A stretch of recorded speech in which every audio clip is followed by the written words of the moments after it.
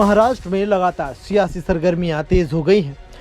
कहीं वादों का पिटारा खुल रहा है तो कहीं सियासी जंग का दौर जारी है। बीजेपी हो, कांग्रेस हो या फिर कोई दूसरा दल, हर कोई अपने विरोधियों को मात देने की फिराक में है। ऐसे में सभी की कोशिश है कि अपने विरोधियों को सत्ता तक नहीं पहुंचने देना। इस बीच अब महाराष्ट्र के चुनावी मैदान में दिग्गजों का जमावड़ा भी लगा हुआ है। एक तरफ जहां बीजेपी बटेंगे तो कटेंगे के नारों के साथ राज्य भर में महाविकास अघाड़ी दल पर निशाना साध रही है, तो वहीं महाविकास अघाड़ी का दावा है कि लोकसभा चुनाव 2024 की तरह ही राज्य की जनता एक बार फिर उन पर भरोसा जताएगी। बता दें कि 20 जनवरी को विधानसभा चुनाव होने हैं। शरद पवार और उद्धव ठाकरे के इस आरोप के बीच केंद्रीय मंत्री नितिन गडकरी ने कहा कि प्यार और जंग में सब जायज है। उन्होंने कहा कि शरद पवार की अगुवाई वाले एनसीपी ने सभी पार्टियों को तोड़ा। नितिन गडकरी का ये अंदाज शरद पवार से चुटकी लेने जैसा था।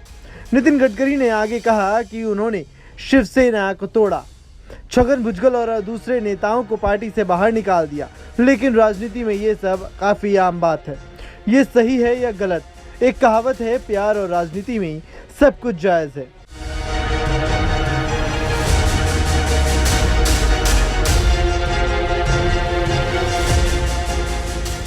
आपको बता दें कि पिछले साल जुलाई में अजीत पवार 40 विधायकों के साथ बागी हो गए थे।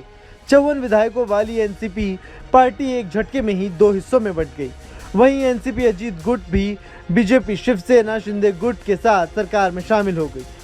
अजीत पवार को देवेंद्र फडणवीस के साथ राज्य का उप मुख्यमंत्री बनाया गया। वहीं साल 2022 में शिवसेना के नेता एकनाथ शिंदे भी बागी हो गए थे।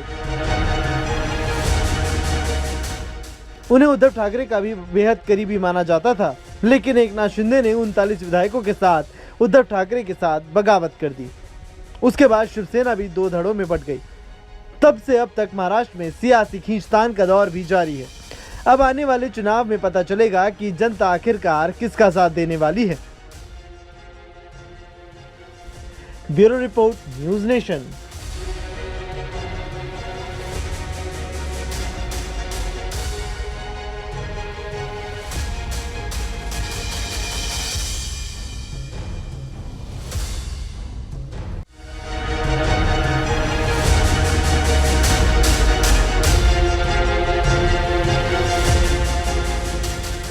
न्यूज नेशन अब व्हाट्सएप पर खबरों के ताजा अपडेट के लिए न्यूज नेशन के इस क्यूआर कोड को स्कैन करें।